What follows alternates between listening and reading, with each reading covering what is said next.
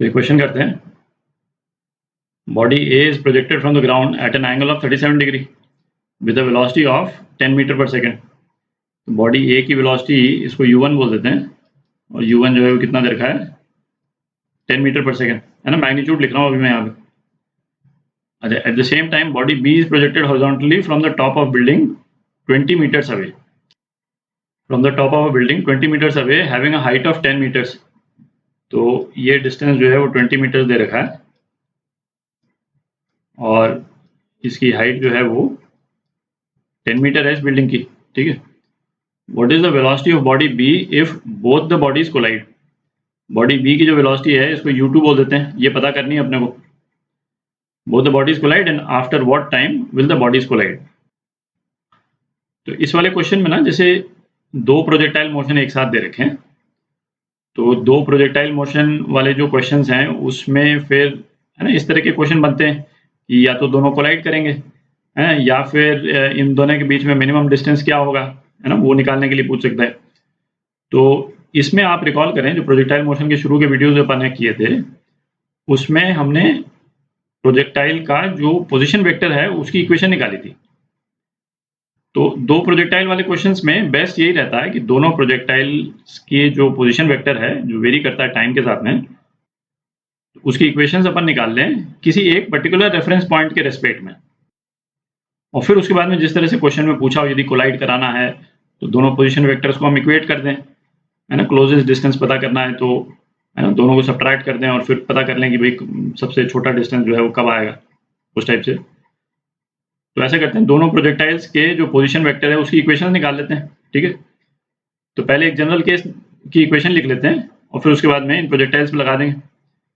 तो जो x component है किसी भी प्रोजेक्टाइल के मोशन का, वो क्या होता है, u cos theta into time I, ठीक है। और y जो है, y कॉम्पोनेंट क्या होता है, ut minus half A T square लिख रहे हैं, माइनस हाफ ए इंटू टी स्क्वायर, और ये हो गया आपका j कॉम्पोनेंट, ठीक है। तो पोजीशन वेक्टर क्या होता है, एक्स आई प्लस वाई जे, ठीक है। अच्छा, इसको वेक्टर फॉर्म में लिख लिया यहाँ पे, तो चलिए इसको यहाँ पे ऐसे कर देते हैं, है ना, ठीक है, एक ही बात है, is equal to X plus Y, एक ही बात है। तो पहले प्रोजेक्टाइल के लिए इक्वेशन लिखते हैं, फॉर प्रोजेक्टाइल ए, है ना, इसको ए प्रोजेक्टाइल बोल देते हैं।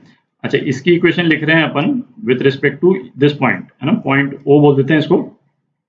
ओ पॉइंट को ओरिजिन यदि हम मानते तो इसकी इक्वेशन जो है वो हम ये लिखते, जो भी अपन लिखेंगे, तो क्या इक्वेशन हो जाएगी इसकी, r1, है ना, पोजीशन वेक्टर। तो ये क्या हो जाएगा, u1 cos 37 t into I plus u1 sin 37 t minus G T square by 2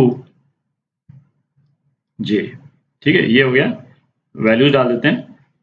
तो वैल्यूज डाल देंगे तो क्या आ जाएगा, u1 cos 37, तो 10 cos 37 हो गया 10 इंटू 4/5, तो ये 8 हो गया, है ना। तो ये 8t आई प्लस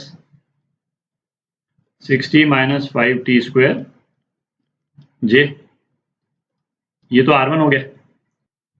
अच्छा, अब r2 की इक्वेशन लिखते हैं।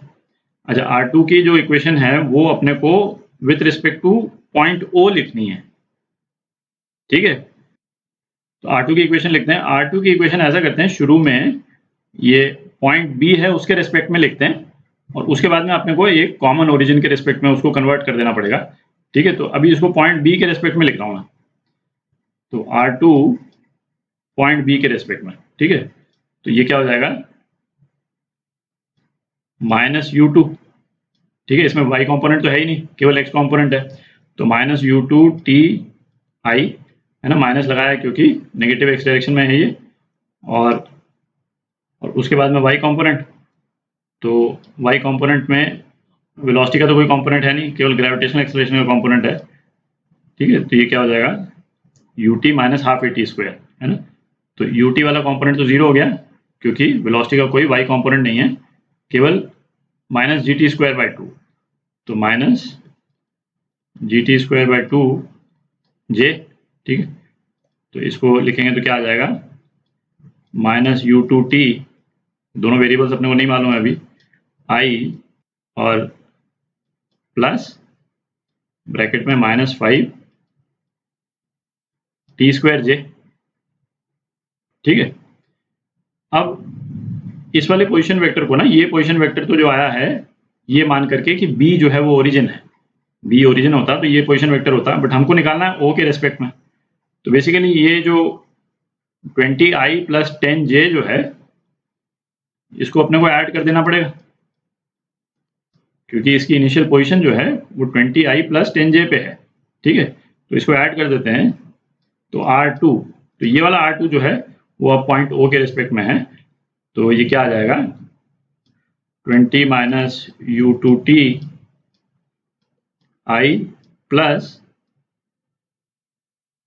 10 - 5T²J, ठीक है। तो अब थोड़ी जगह बना लेते हैं। तो ये दोनों प्रोजेक्टाइल्स के पोजीशन वेक्टर्स आ गए with respect to point O, ठीक है। तो अब किसी एक पर्टिकुलर पॉइंट ऑफ टाइम पे दोनों पोजीशन वेक्टर जो है वो कोइंसाइड करेंगे।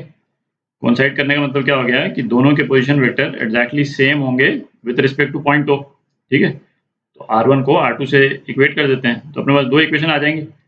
दो वेक्टर्स को अपन इक्वेट करते हैं, दोनों के इक्वल होने का मतलब हुआ उनका x कॉम्पोनेंट बराबर है और y कॉम्पोनेंट बराबर है। तो x कॉम्पोनेंट बराबर होने का मतलब हो गया, ये हो गया 20 - U2T, ये पहली इक्वेशन हो गई।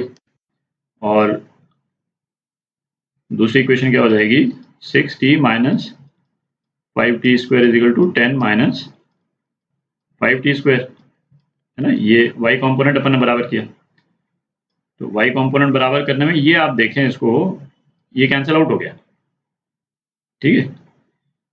ये आप ये एक इम्पॉर्टेंट एस्पेक्ट है इसका। ये जो ग्रेविटेशनल इफेक्ट था दोनों प्रोजेक्टाइल्स पे वो तो इक्वल ही है, एक्सेलरेशन ड्यू टू ग्रेविटी दोनों प्रोजेक्टाइल्स पे तो एग्जैक्टली सेम काम कर रही, ठीक है। तो ये रिजल्ट जैसे किसको इंडिकेट करता है, ये अपन ने शुरू के वीडियो में किया था, आपको याद होगा कि सपोज कोई गन है और उससे हम किसी एक टारगेट को टारगेट कर रहे हैं, ठीक है। याद है शुरू के वीडियोस में अपन ने किया था, जिस टाइम पे ये गन फायर करती है ना, उसी टाइम पे हम इस टारगेट को छोड़ देते हैं, मतलब उसको हम मतलब ग्रेविटेशनल एक्सेलरेशन से गिरने देते हैं। तो एक्चुअल मोशन क्या होता है, जब तक ये बुलेट यहाँ पहुंचती है, जितना टाइम ये गिरेगा उतने ही टाइम में बुलेट भी उतना ही गिर जाती है, ठीक है। और बुलेट जो है उसको स्ट्राइक कर जाएगी, है ना, प्रोवाइडेड जिस टाइम पे बुलेट फायर हुई उसी टाइम पे टारगेट गिरा। तो ये कैंसिल आउट हुआ ना, ये -5T², ये एग्जैक्टली सेम चीज है। आप चाहे तो ये जो अपन ने किया दो पोजीशन वेक्टर्स निकाल करके इस सिंपल से एग्जांपल में भी कर सकते हैं, ठीक है। एक प्रोजेक्टाइल आप बुलेट का ले लें और एक प्रोजेक्टाइल टारगेट का ले लें, ठीक है।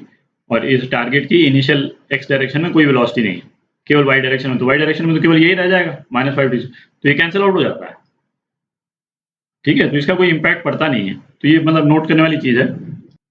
तो ये इक्वेशन जो सेकंड इक्वेशन है उससे टाइम आ गया आपका 5/3 सेकेंड, ठीक है।